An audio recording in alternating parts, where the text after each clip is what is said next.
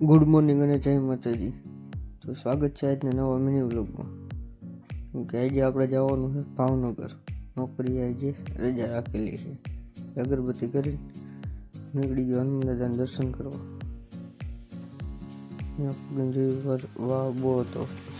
હનુમાન દાદાના દર્શન કરીને હું નીકળી ગયો પાછો ઘરે જવા માટે. ઘરે જઈને કાઢી આપણી ફરારી. થઈ ગયો થોડો ખર્ચો.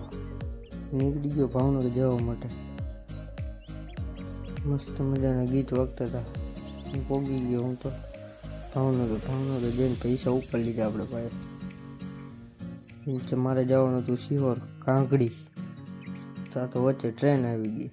પછી તા ભાઈ કહે કે મારે કે કામ છે ને આમને તેમને. મારા ફાટક ખુલ્યું. મારા માસ્યા છે આમ તેમ ફાટક ખુલ્યું. પછી અમે નીકળી ગયા પાછા કાંકડી જવા માટે. ફરી રસ્તામાં વાતું તો કરી એટલે મને કીધું વાંધો નહીં. પોગી ગયા અમે કાંકડી પેટ્રોલ પંપ ચોકડીએ. ત્યારે આપણે બાકડે બેઠા હતા. ત્યાં જઈને ચા પી લીધી. આપણે કામ પતાવવાનું કામ પતાવીને આપણે નીકળી ગયા પાછા ભાવનગર જવા માટે. રસ્તામાં ગીત વગાડતા પોગી ગયા અમે આરટીઓ સર્કલ થઈને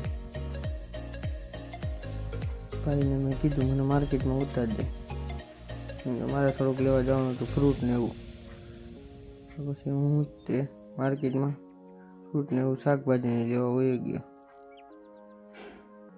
પછી હું નીકળી ગયા પાછા હોન્ડામાં બે ભાઈ. થોડુંક કામ હતું, ચપ્પલની ખરીદી કરી હતી. વાત કરતા બે ભાઈ નીકળી ગયા.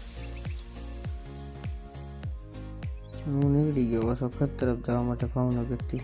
વચમાં આવી ગયું તોલ નાખું કોબડી. ત્યાં પોગીને જેવી થતો મોટું મશીન પીડ્યું હતું કંઈ. ઘરે આવીને દેખાડી દીધા તમને બધાને ચંપલ.